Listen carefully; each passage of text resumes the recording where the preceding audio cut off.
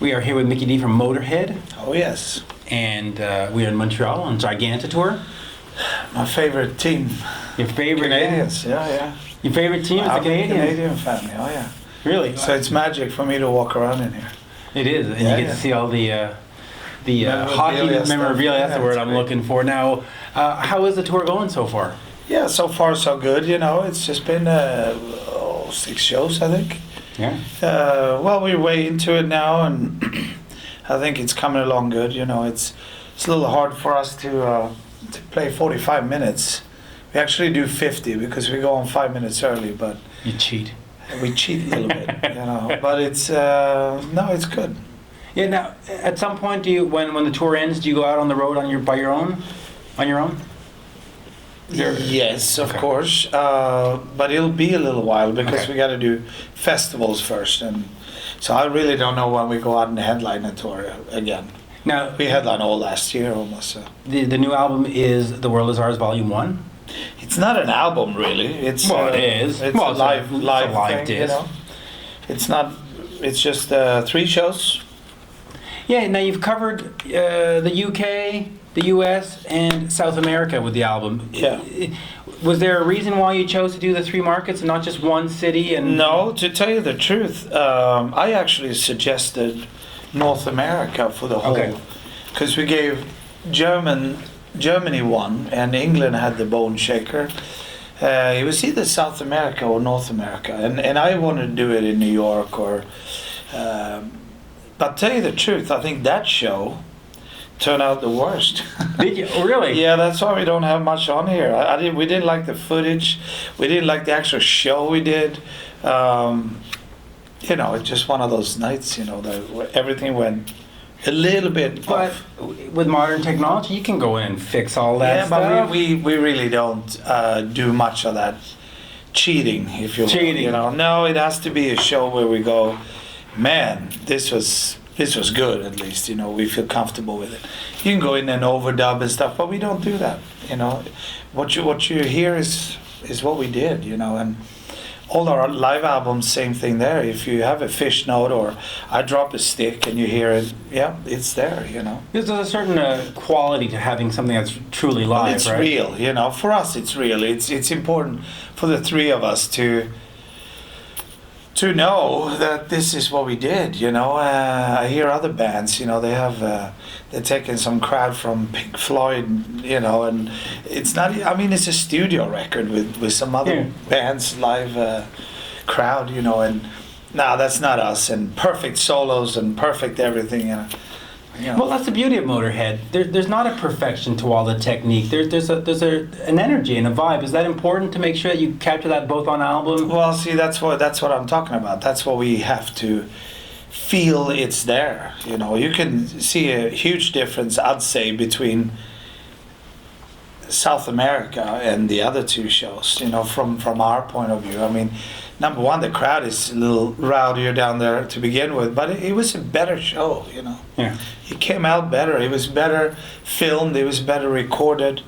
There was little bits that we didn't really like with some of the stuff we saw. New York was really bad, actually. I was hoping the whole DVD was going to be New York on its own, but there we go. Is there Plan B. Plan B? You know, bands come out in every city. They say, "Oh, we love you, Montreal. Oh, we love you, Quebec City." Is there a city that responds to you more than any other one? Well, up here in Canada, I have to give you a really a good plus in the corner because U.S. is great, but Canada is up one notch on America. That's for sure. Now, in terms of new studio albums, what is the plans for Motörhead going into 2012, 2013? Well, we were supposed to actually start writing now. That's what we Right. usually do. Me and Phil gets to LA and we start writing the songs. February, January, February, March. But now obviously we're on this tour, so I think me and Phil are gonna head on out there in April to try to get some stuff done. And but we probably not actually gonna release a record this year. Okay. We feel like we've been over flooding. This just came out, and a volume 2 is coming out here. Yeah, I was going to ask that. When is Summertime. Volume 2 in summertime? Okay. Yeah, either right before the summer or right after. I couldn't tell you. So, there's a lot of stuff coming out. So we're going to wait with the studio record till next year. Now, in terms of studio records, when it comes to writing new material, with the internet and people downloading, is it still worth it to make an album? Oh, absolutely. Okay. For us it is, because we can't say that we see an effect of... We sell more records now than we did before. Okay. Because our fans like to buy the actual copy. Right. Which is And rare. they like the vinyl and they like the limited edition. So, we are very thankful for our fans that actually like to own the disc. So I can't say that. And another huge difference is that, let's say this was a studio album. If we wrote 12, 13 songs on that album, we try to write 13 great songs. We're not going to write 2 and then the rest to sell the rest of the record. So I mean, a lot of pop artists, a lot of them, maybe there's 2, 3, 4 good songs on a record. The rest is really shit. In fact, there's one good song usually. Yeah, and then and so the kids download these couple of songs that they like and they hear on the radio, and that's it. Now, speaking of that, Motörhead has never been number 1 on Billboard. You've never been top of the charts, kind of thing. No. But yet, you've been here, what is it, 35, 40 37. years? 37 years. What's the trick? I mean, how'd you do it? Probably what we just been talking about, I guess, the realness of the band and the non-fake, and, the unwillingness of compromising anything with this band, which have 2 sides to it. One is extremely... I'm very proud of sitting here saying that we don't compromise and we don't sell out. But it can also be, in today's day and age, a bit of a problem sometimes with the fact that we are so into the Stone Age, that we're barely moving forward, and it's hard to separate good choices and bad choices. Sometimes we make bad choices. True. Because of the fact that we are quite stubborn in what we're doing. We have a very little frame to work within.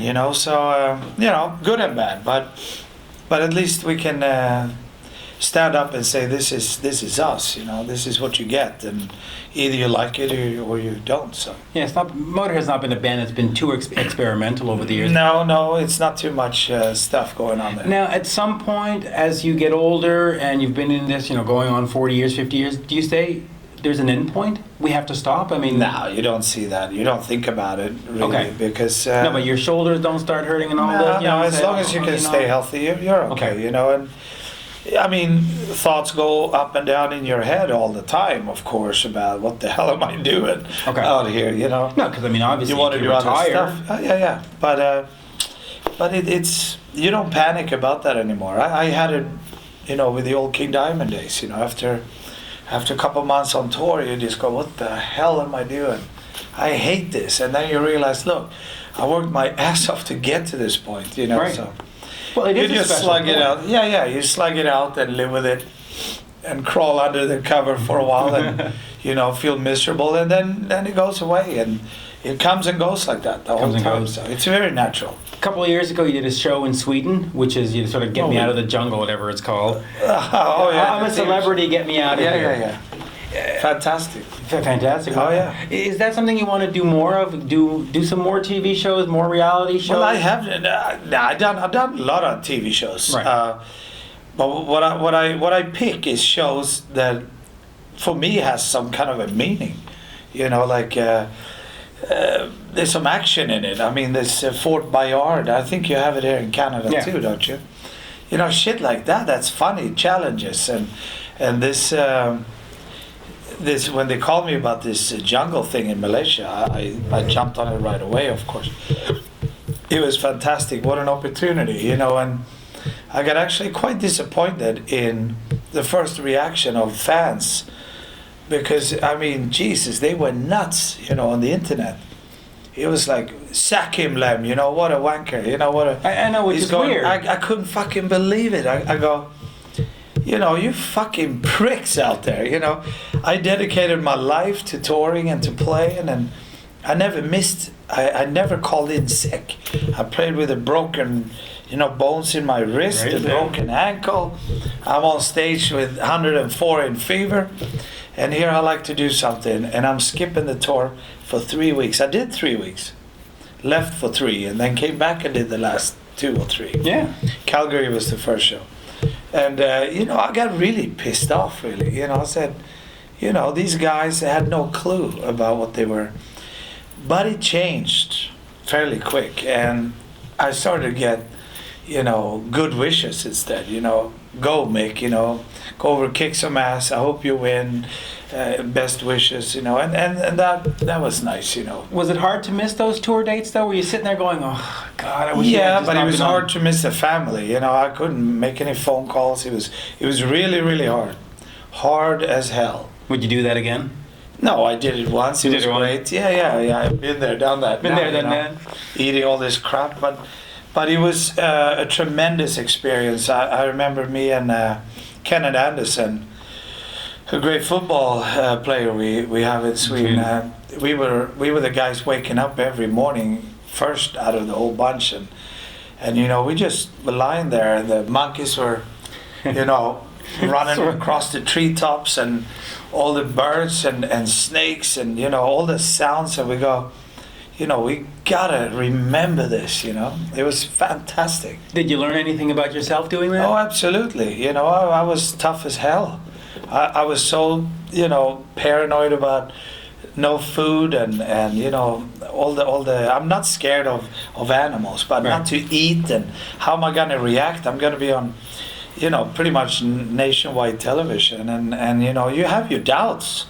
How am I gonna deal with this? How am I gonna deal with this bunch of people if You know, it's amazing that you say I'm to missing me, breakfast and I'm pissed off, you know? It's Yeah. like, but it's amazing to me that you say you have doubts, because to be in Motörhead and to be on stage in front of 20,000, 30,000, depending on the shows, yeah, but that's a you different. can't have doubts, or you gotta have But- some but kind I of don't- self-confidence. Yeah, but that, we're talking two completely Sure, different things. but still a When I personality walk, trait. no. When I walk on Okay. stage, I'm totally confident in what I'm doing. Here is something I never, ever tried: to be locked away in the jungle for 3 weeks with 1 cup of rice a day, you know.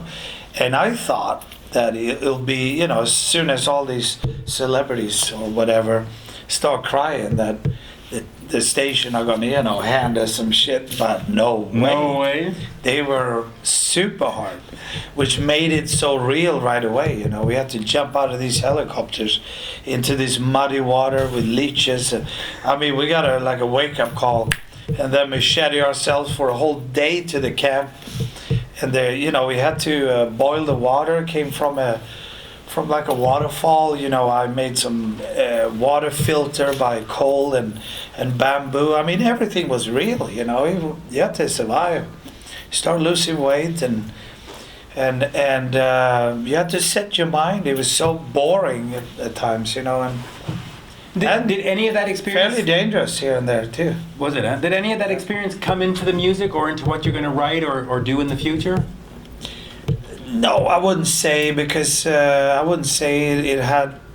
When I came back, yeah, it maybe the rest of that tour, yeah, maybe had an influence on me, with the fact that I was quite happy to be back. You know, when I walked on in Calgary, I didn't know how it would feel to play again. You know, and